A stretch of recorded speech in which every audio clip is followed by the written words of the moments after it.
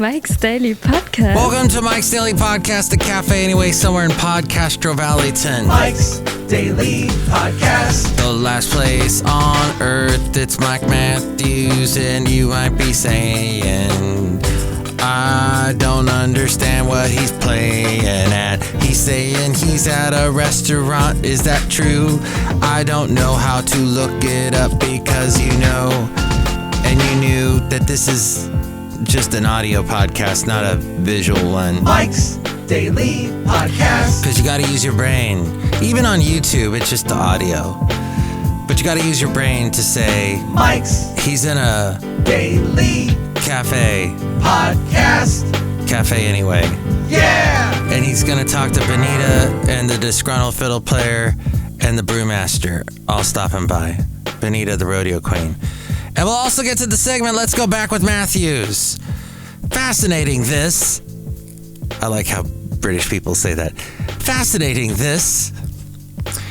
The U.S. government took on Google recently. Google was founded 25 years ago.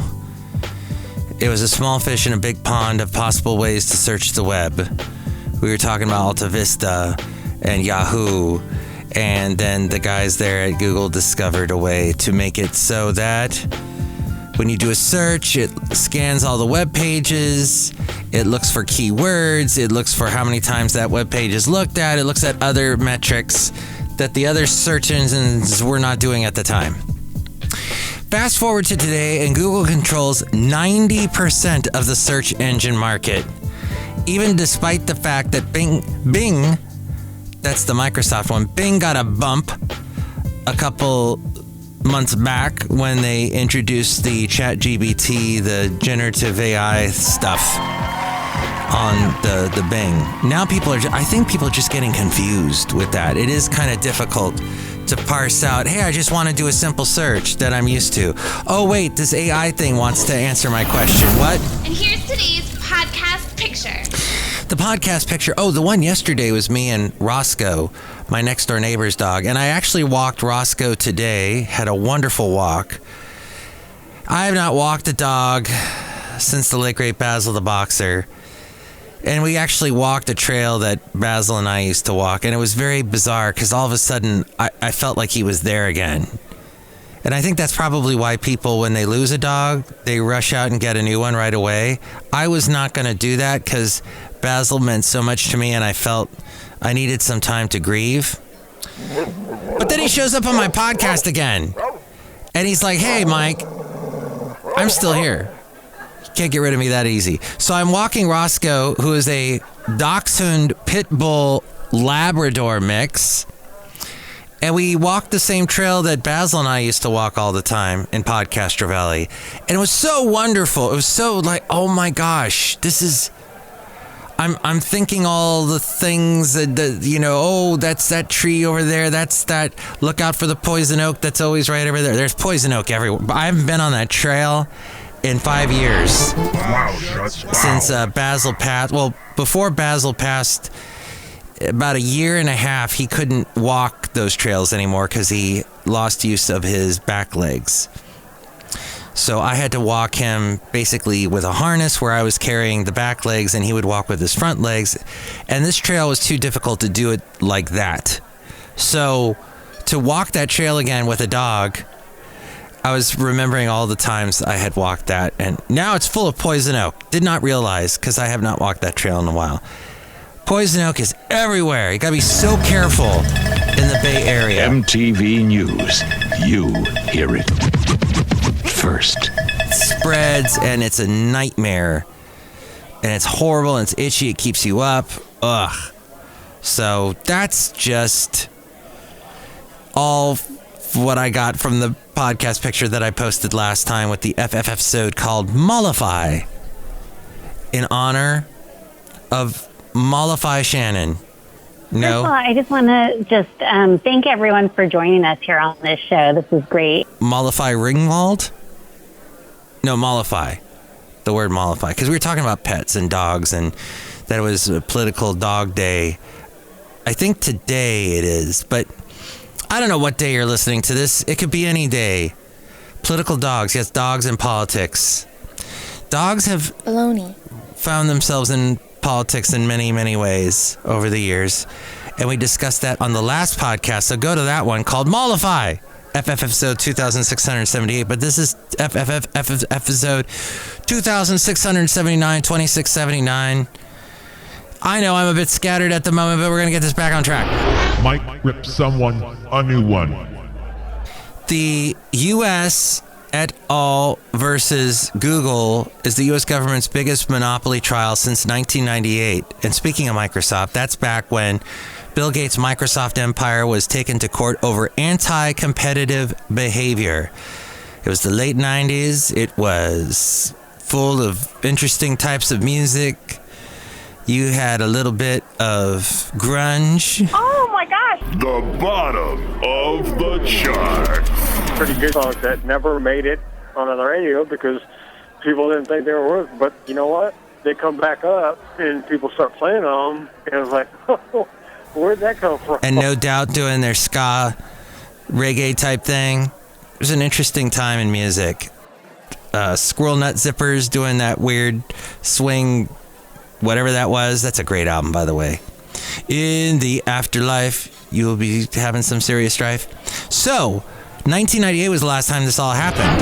News random. The Department of Justice's case focuses on Google's agreements with hardware companies like Apple that make Google search the default option on iPhones and other devices. Which is interesting because Apple had their own search engine for a while called Safari. I don't know, did they still have it? I remember trying to use it. Oh, yeah. Going, okay, this is doing what I think it needs to do.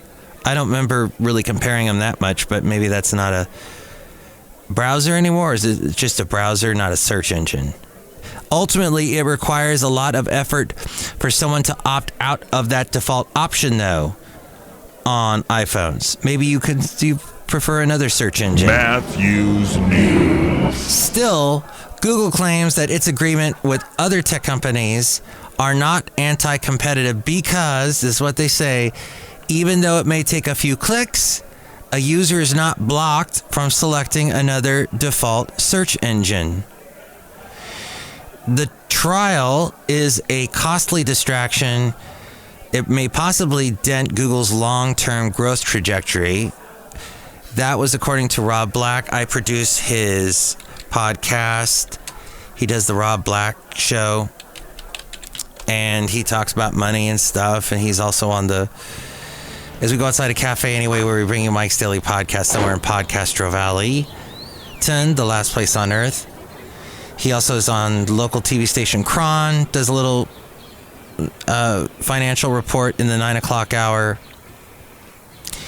And then there's he's on the radio station AM 1220 KDOW in the Bay Area. That's a business talk station. Mike's absolutely useless review. January 3rd, 2023, this was updated. The best search engines of 2023, according to LifeWire.com. They have Google at number 1, but number 2 would be DuckDuckGo search.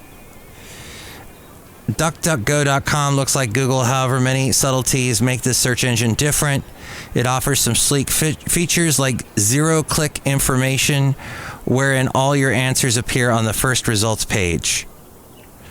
DuckDuckGo offers disambiguous prompts that help to clarify what questions you're asking. Most significantly, it does not track information about you and share your search habits with others. And I know they sponsor a traffic report. One of the leading traffic report radio stations in the Bay Area that does traffic reports, on the 8s. I don't know if they still are. They were sponsored by DuckDuckGo. And then there's Bing. I've talked about them a lot. They offer you points. Microsoft's attempt at unseating Google. It is arguably the second most popular search engine today. In the leftmost column, Bing tries to support your research by offering suggestions. It also provides search options across the top of the screen, things like wiki suggestions, visual search, and related searches might be beneficial to you. Yo, the mic tip. The Dogpile search, is that still around? Dogpile. Years ago, Dogpile preceded Google as a fast and efficient choice for web searching. Things changed in the late 90s. Dogpile faded into obscurity and Google became the leading platform. However, Dogpile has a growing index and a clean and quick presentation that is a testimony to its halcyon days. So they apparently, it's a search tool with an engaging appearance and a desirable with desirable cross-link results, it says here. And then there's also Webopedia. I did not know about. They're one of the most useful websites on the web, an encyclopedic resource dedicated to searching technology, terminology, and computer definitions. The Micropedia Insanika. By the way, Bing, did I mention the points thing? That if you sign up with Bing, you get points that you can then trade in for things like Starbucks cards, Walmart cards, Amazon free Amazon money, that kind of thing. So that's one of the plugs I give. But the slug for Bing is well, I don't know what the slug is. I guess maybe they could give you more points for the searches. Yahoo, that's still a search engine. It's a search engine, a news aggregator, a shopping center, an email service, a travel directory, a horoscope, a game center. It's been around since before Google. It's a breadth of choice, web portal breadth. Oh, this web portal breadth of choice makes this a beneficial site for internet beginners, it says. Then there is the Internet Archive. It's for longtime web lovers. The archive has been taking snapshots of the entire World Wide Web for years now, helping users to virtually travel back in time to see what a web page looked like in 1999. That is definitely a trip down memory lane. What nostalgia that holds. And that's cool that somebody's doing that, because the way Google looks now, it's fun to see how it used to look. The Newsbleed section. And you can also look for news that happened years ago. It's essential to think of the Internet Archive as much more than a web page archiver. It's a versatile search engine that also finds movies and other videos, music, and documents. You won't visit the archive daily like you would Google or Yahoo or Bing, but when you do need historical context, you should use this site. Ridiculous random posts. Outside of Café Anyway, somewhere in Podcastro Valley, look who's here. Hi, Mark. It's Benita the Rodeo Queen. How y'all doing? I brought my horse today. It's a Disgruntled Fiddle Player, tell you what. What? Wasn't there a search engine called Ask Jeeves? Oh my gosh, does that still exist?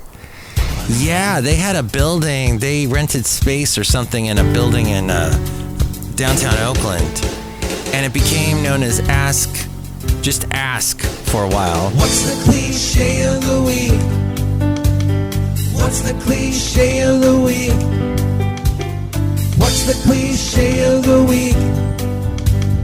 What's the cliche of the week? A questioning, answering focused e-business founded in 1996 by Garrett Gruner and David Werthern in Berkeley, California. The original software was implemented by Gary Chevsky from his own design. What's the cliche of the week?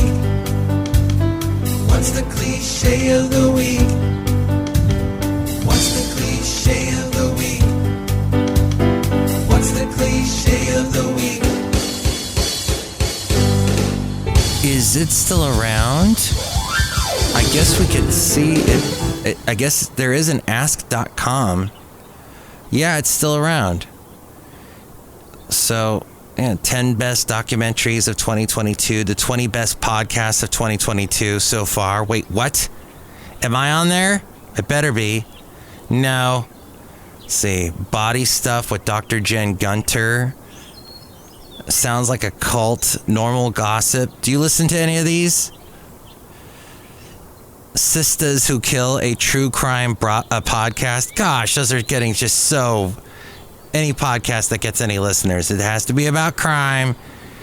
Here, I better talk about crime right now. I stole a banana. No. All right. And let's see. Mother Made Me, Roy's Job Fair. I don't know any of these. Okay, so Ask.com still exists. Look who else is here. Hello, Mike. I make the delicious root beer. How's the banana? Oh, thank you so much. You know, I still have that cough. Oh, that's good. What's in that root beer? Mike, I put some cough medicine in it. Oh, boy. You know, I think you could run into some trouble with the local law enforcement if you do that, but yeah. Drink it right now, I'll cut you. No, I just did. That's what I was... Anyway, at Café Anyway, I'm still getting over that dry cough I got. I think it's just, there's so much stuff in the air. This time of year, you get beautiful sunsets, but the air is awful. Hey, so I guess that's pretty much what I was going to cover as far as interesting news type things.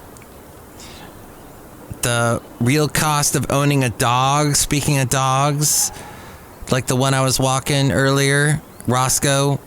I do not own Roscoe, but I know it was costly when I had Basil. One time, he hurt his paw somehow. I still don't know exactly how that happened, and he needed to go into surgery. That was about $1,200 for the surgery, I'm sure, and that was 6 or 7 years ago. The cost for that's probably shot up. It all depends, though, on the breed, size, age, and location. The lifetime cost of a canine companion generally comes to around $15,000 to $36,000. It can range as high, though, as $90,000. The cost of owning a dog can be estimated at about $1,500 to $9,900 per year. So like food and treats, that can be $250 to $700. Some people get the freeze-dried stuff and give them the best of the best because they just want to. I never was that kind of a dog owner. I'll get him the kibble from Costco. And he loved it and he ate it. People spend up to $50 for toys, beds. This is the yearly cost. Beds, they could spend up to $200 a year. I'd go to Costco for the beds. I'd get some good beds there for Basil. Collars can cost up to $50. Grooming up to $500. Veterinary care up to $2,000. Pet sitters up to $300. Yeah, that's costly for the pet sitters. So average cost is about, on the high end, $824. The yearly total,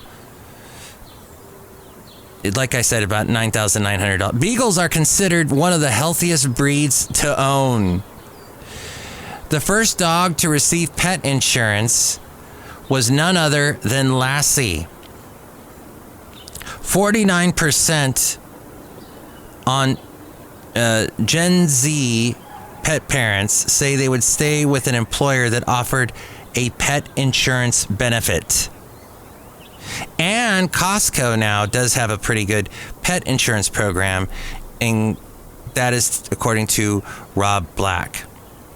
So with all that money you're spending on pets, and did you know that Birkenstock, maybe you buy Birkenstocks. I bought 2 pair of Birkenstocks in my life. And I do not think they are the best things for your feet. Personally, I had some foot issues after wearing Birkenstocks so much. Plus, they're open to the elements. You can get dust in there. Your feet get icky. But you're supposed to wear socks. But I'm not a good German. I don't wear Birkenstocks. Birkenstocks did file for an IPO. They were founded in 1774 by Johann Adam Birkenstock. Steve Jobs wore a pair, and it sold for $218,000 at an auction last November. And Coca-Cola now has artificial intelligence. They have designed beverage designed to highlight its signature soda while drawing in younger consumers. And now, for your entertainment, the one, the only, Mike Matthews. It's pretty interesting. What in the world was that about? Oh, new flavor. Oh, I see. It's a new flavor. That's a keyword that was omitted when I read that. I see. With the help of... It's called Y3000. That definitely is a good question. Why 3000? Why drink artificial intelligence Coca-Cola? I don't know. But yes. And more than 100 million people in the U.S. have medical debt. Middle class folk, we carry the most. That's probably why we don't tip as much as we used to. Tipping 20% at a sit-down restaurant is still the standard in the U.S., but diners are disagreeing with that. Tipping at a full-service restaurant fell to 19.4%. During COVID, everybody was feeling generous. A wider range of restaurants invested in touch-free point-of-sale transactions. And all these screens created a new standard that we couldn't really live with. We all couldn't really live with more opportunities to tip and options that can range from 15% to 35% for every single transaction. Even if it doesn't involve someone bringing you food. Oh, I'll just tip them. All they did was hand you a pack of gum. Why are you tipping them 35%? 2/3 of Americans have a negative view about tipping. Maybe I'm one of them.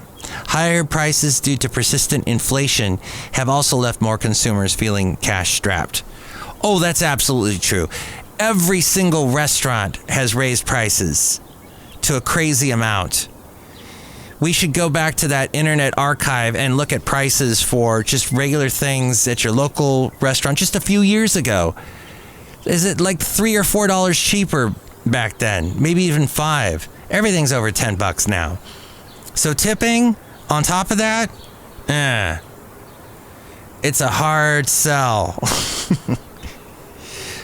Well, the increased use of surcharges has played a role. Fees for restaurant employees, health insurance, credit card transactions, and even tap water make diners want to leave less. Well, sure, if the restaurants are all front-loading all this cost to you in what you're buying, why are you adding more money to it? I know we're generous, we're kind, we're charitable. Good Christian people tipping away. But it's chipping away at people's patience. For restaurant workers, tips account for about 90% of their wage. Mike's scavenger hunt. So there is that. But you know what that means? That means that. Or does it mean this? I'm not sure. I'm a little confused. I need someone to clarify. How much of this is misinformation? Misinformation research is buckling under a GOP legal attack. Lots of GOP legal attacks. Lots of Republicans attacking with lawsuits. Academics, universities, and government agencies are overhauling or ending research programs designed to counter the spread of online misinformation amid a legal campaign from conservative politicians and activists who accuse them of colluding with tech companies to censor right-wing views. It's led by Representative Jim Jordan, Republican of Ohio, and other Republicans in Congress and state government. It has cast a pall over programs that study not just political falsehoods, but also the quality of medical information online. Now, some people hear that and they go, oh, it's all lies. It's all lies. Anything that these these research organizations do. They're all in the pocket of big tech, big pharma, Biden, everything else with a B.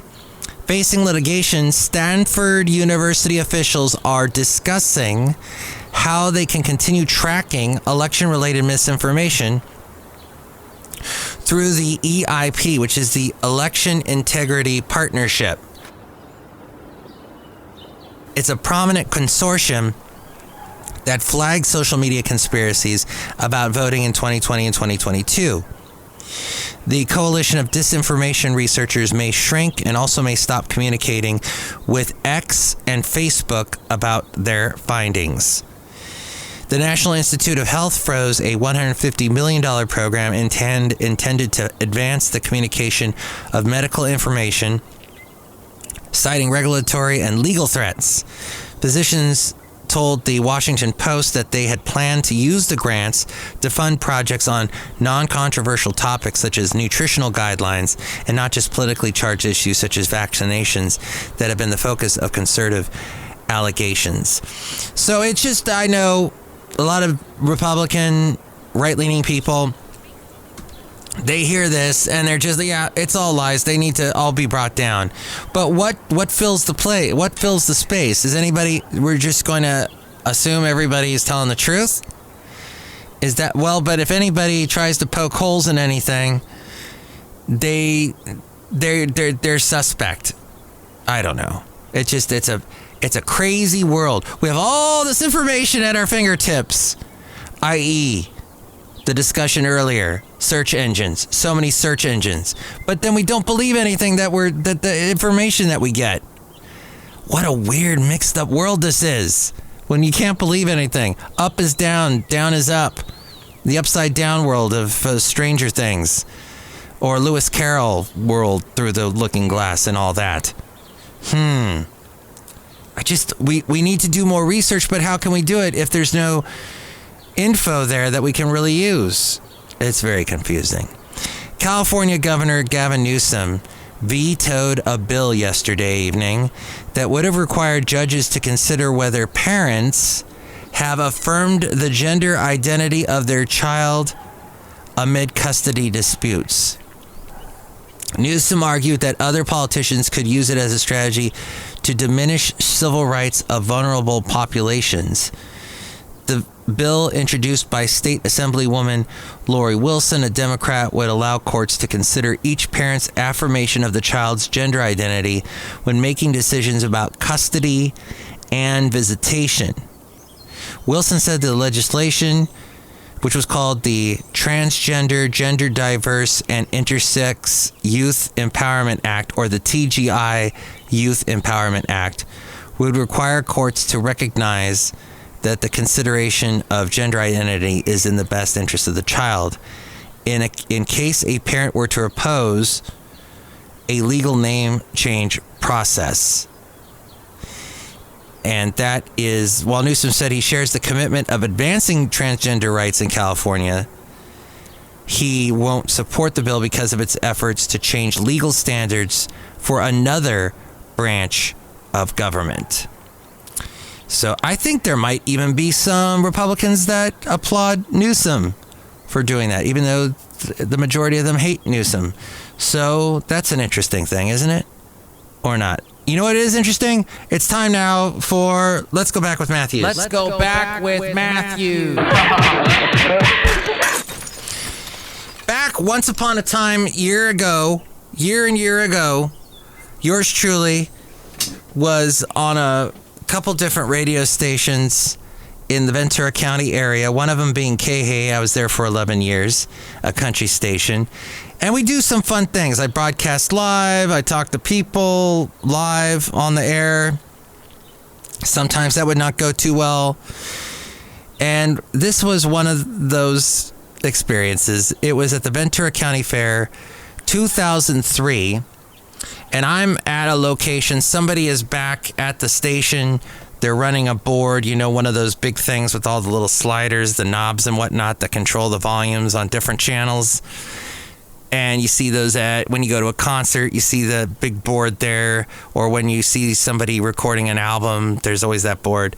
So somebody was back there on the board named Alan J. He has unfortunately passed away pretty young, too. It was back, I think, just a few years after this happened. And I don't remember the circumstances. I think it was some kind of health-related thing. It may have even been a heart attack. I'm not sure 100%. I did not know him that well. But, yeah, he was a great guy to work with. And he would do his best to try and deal with the crazy show that I had called the Café Santa Fe Cafe. So we were broadcasting from the Ventura County Fair. I have not heard this in almost 20 years, so let's give this a listen, shall we? On Let's Go Back with Matthews. 100.7 KJY, Celebrity, Brad Paisley. What a great song. Hey, we got Susie. Hi, Susie. Hi. And who's this with you? This is Dennis. Hi, Dennis. Hi. Okay, Dennis has one of those really cool, deep voices. Say. So you couldn't hear anything going on because the Johnny Cash song is playing so loudly, and I'm being drowned out. Oh, Alan, I don't know what you... maybe his ears weren't working so well, but wow. Yeah, so I did talk to people at the fair, and that was an interesting thing. And I think this is the only that, of course, was on cassette, because I had saved everything on cassette back then, and that's the only proof I have of being at the fair, which you can barely hear. All right, here's another exciting moment. Right after the cafe today. And a visit to the 9 o'clock preview room. It's the Café Santa Fe Cafe with Matt Michaels. Oh, yeah, my name was Matt Michaels back then. So here's a little bit of being on the radio, doing the show, the Café Santa Fe Cafe, and this was about 20 years ago. Hey! Welcome to the Santa Fe Cafe. Thank you, Joe. On 100.7 KHAY Ventura. It's Can You Talk Like a Robot night at the cafe. We got Rodney Redmond gonna be in here in just a sec. Gonna hear his new song and he'll be singing for you. I think it's like Star Wars related. I think it's Attack of the Clones, which is something you get if you don't eat enough citrus, I think. Huh? Okay, Chris Cagle, Alan Jackson on the way. We got Reba coming up next, and it is 11:30 on the note. Let's get this party started. Michael's interacting with a color. In the fair poster, it has the red, white, and blue. Yeah, with that little boy sitting there. I like that. Purchase it. They can purchase it at the fair, I'm told. Yeah. So that's a courtesy of the red, white, and blue, Toby Keith. Yep. All right. Well, I'll play it for you, and you can enjoy it. Of course, the fair is over now, so maybe you'll find one who has one that can make a copy for you. Okay? American girls. Yeah, it is 100.7 KHAY and Toby Keith. I'm at Michael's at the Café Santa Fe Cafe, and the Café Cafe question tonight: when you brush your teeth, do you get paste everywhere, or can you keep it in the mouth? Hello. Hello there, Matt. Say hi to my friend Katie here. Wow. Hello. Matt seems to be a little bit, Matt, hello, come back there. Matt, come on. Ow. Oh, yes. When you brush your teeth, Katie, can you keep the paste in your mouth? Yeah. Really? Yeah. You know, how do I know if I'm a redneck? The definition of redneck is if you mow your front yard and you find two cars, you're a redneck. Aha! Colin Ray in this life. For all I've been blessed with. Dina Carter on 100.7 KHAY working on a new album. Hello, Katie. The KH. I get paste all over the place. I get it on Mars, too. All right. Just a little bit. Oh. It really irritates me when he brushes his teeth. I have to leave the house. Okay. He just can't. It's, hi, Katie. Hi, Mark. Hi. How do I know if I'm a redneck? The definition of redneck is if you mow your front yard, you find 2 cars, you're a redneck. It's Phil Vassar. Wow, that joke never gets old. I think just after 2 times it got old. And then speaking of old, let's go back almost to the 80s, but not quite. Here's 1990 and a much, much younger Mike in his early 20s. Number 6, and it is getting darn close to midnight, isn't it? You can already hear the crowd beginning to form outside. They're beginning to, form outside. It's getting close there to midnight, and 1991 on our heels. Coming up, Wilson Phillips, a song that made number 5 on our top 97 of 1990. The people at Platinum Music.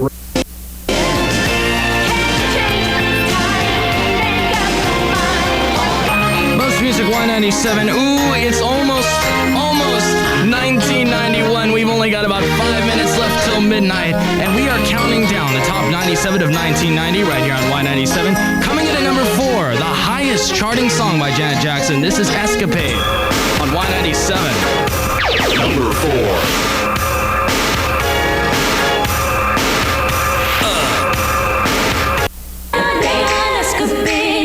Most Music 197. Well, it's about a minute till midnight, and I've got my good friend, Dane Knight, on the phone. Dane, can you hear me? Yo, can you hear me? Yes, I can hear you. I'm live. What's up, buddy? All right. Now, let me get some music here, Get a music bed. Put it down. All right. Yeah, we are live. I have about 150,000 people in this one bedroom. No.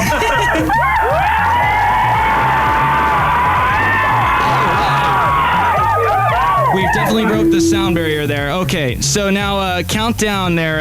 Are we going to count down from what, 10? It looks like we're coming to about 20. Here we go. Ready? Wait, give me a countdown to 10. We'll start counting down to 10. Okay, Everyone's naked in here. I don't know what the problem is. Here we go. It's coming up to 10. Woo! Ready? Yeah. 10, 9, 8, 7, 6, 5, 4, 3, 2, 1.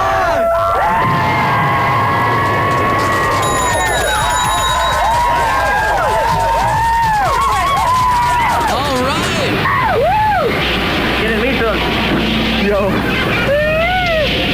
we are having a blast. Happy New Year, buddy. All right. Well, 1990 is over with. It is now 1991.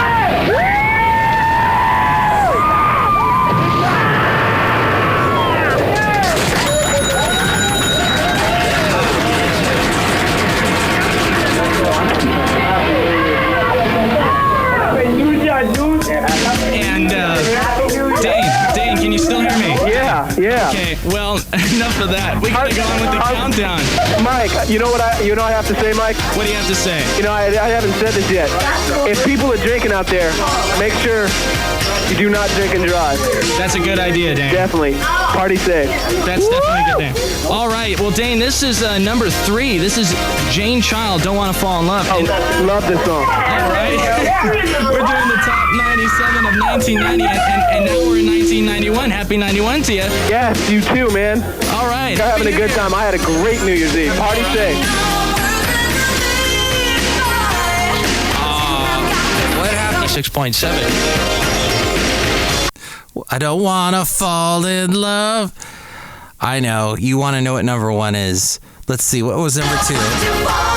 Most Music 197. Well, welcome to 1991. Mike Matthews counting down the top 97 of 1990 with Paula Abdul coming in at number 2.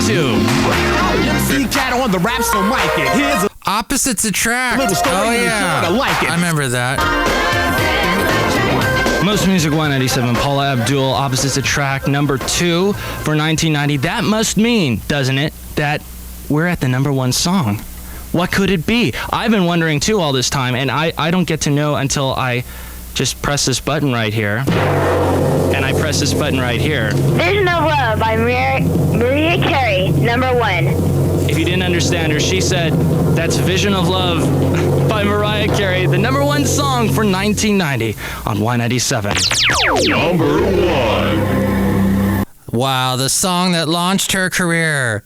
I did several New Year's Eve shows over the years. In fact, I did 1989 into 1990, and I still don't know where that cassette is. At some point, I want to find that. on the country station, I did a couple of midnight runs all the way up to midnight, and would have similar situations where I'd have somebody calling from their house, not from their bedroom, like that thing with Dane Knight. I don't know if he actually was in a bedroom, but he was cheeky. So we would then, have a bunch of screaming and stuff and shouting. No Old Lang Syne playing, sadly. But yeah, that's what we used to do. Isn't that fun? Okay, and one letter, let's go back, about a year ahead as we move the time machine slightly forward to 1992. Yours truly was working at a radio station that was playing what was the early days of classic rock.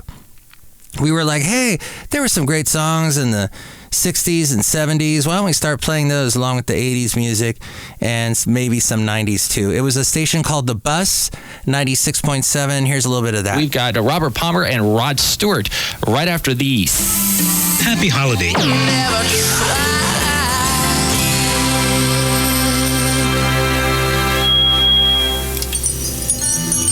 The Bus, 96.7. Look out for that black water there. It's not good for you. Stay away from it. Oh, there was some feedback on that.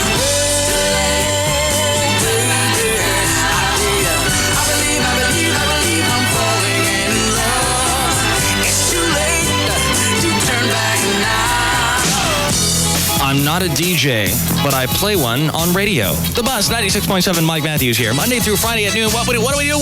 Wait, Warehouse Top 10 Countdown. Stephanie Rose comes in here, plays back songs made popular years and years ago. That was a Paul McCartney song. That was number one I think it was the number one song of 1980. Some said he was dead. Alas, they were wrong. Witness the return of Puke Man! Diets are out and good sense is in. Do you know that dieting makes you fatter and often leaves you feeling tired, edgy, and weak? Avoid the pitfalls of yo-yo dieting and make Puke Man invades your radio with the sounds of overstrained personality, undernourished radio smoothness, and he sounds like hell! Tapes, newsletters, and access to the BioSlim hotline, where your questions regarding health, wellness, and weight control... Hear Puke Man on a radio near you. Listen if you dare. Rated R for really wonderful. Oh, I was making fun of people that puke on the radio. That's what we call when people talk like this. Hey, everybody. Number one for 1990 it is Vision Alive. That kind of thing. So you don't really hear that so much anymore. Nowadays, you hear people talking on the other side of the room. Hey, it's really great to be here on your podcast. I think if we look at the world in general, right, that we see a lot of, kind of this sort of, maybe this kind of thing. That's how people talk now. So far away from the microphone with lots of echo.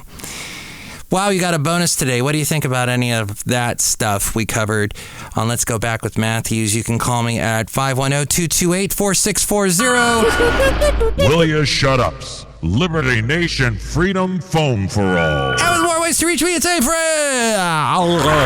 Mike's Daily Podcast is written and produced and performed by Mike Matthews. His podcast is super easy to find. Download or listen to his show and read his blog at mikesdailypodcast.com. Email Mike now at mikesdailypodcast@gmail.com. See you tomorrow. Bye.